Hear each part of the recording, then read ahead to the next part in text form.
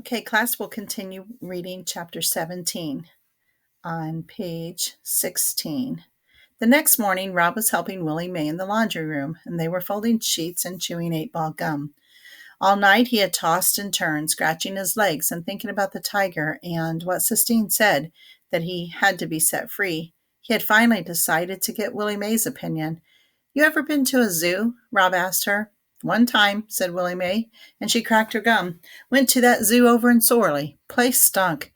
Do you think them animals minded it, being locked up?" "Wasn't nobody asking them if they mind." Willie Mae pulled another sheet out of the dryer and snapped it open. Rob tried again. "Do you think it's bad to keep animals locked up?" Willie Mae looked at him over the top of her glasses. She stared at him hard. Rob looked down at his feet. "When I wasn't but little," said Willie Mae, "my daddy brought me a bird in a cage. It was a green parakeet bird. That bird was so small I could hold him right in the palm of my hand." And she draped the sheet over one shoulder and held out a cupped hand to show Rob. It looked to him like a hand big enough to hold the entire world. Held him in my hand. I could feel his little heart beating. He would look at me and cock his head this way and that. Called him Cricket on account of him all the time singing. "What happened to him?" Rob asked.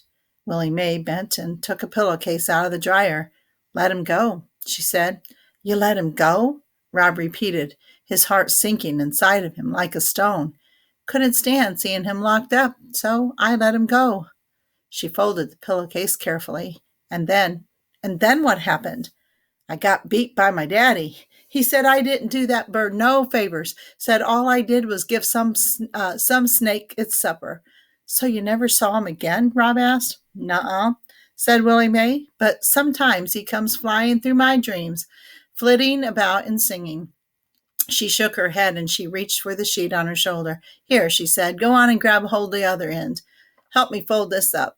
So Rob took hold of the sheet, and as it billowed out between them, a memory rose up before him.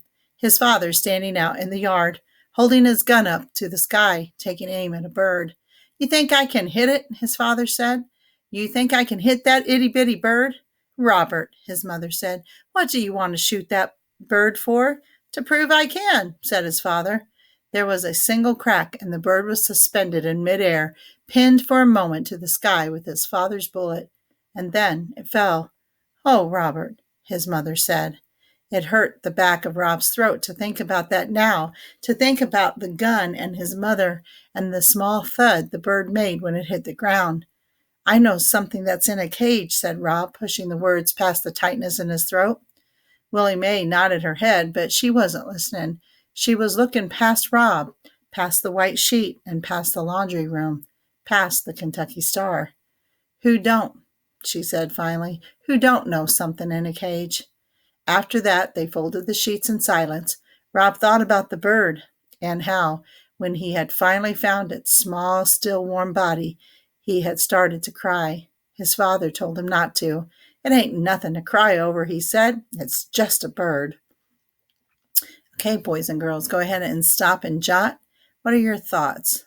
"It's nothing to cry over," he said. "It's just a bird."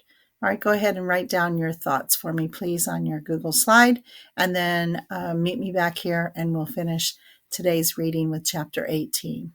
Thank you.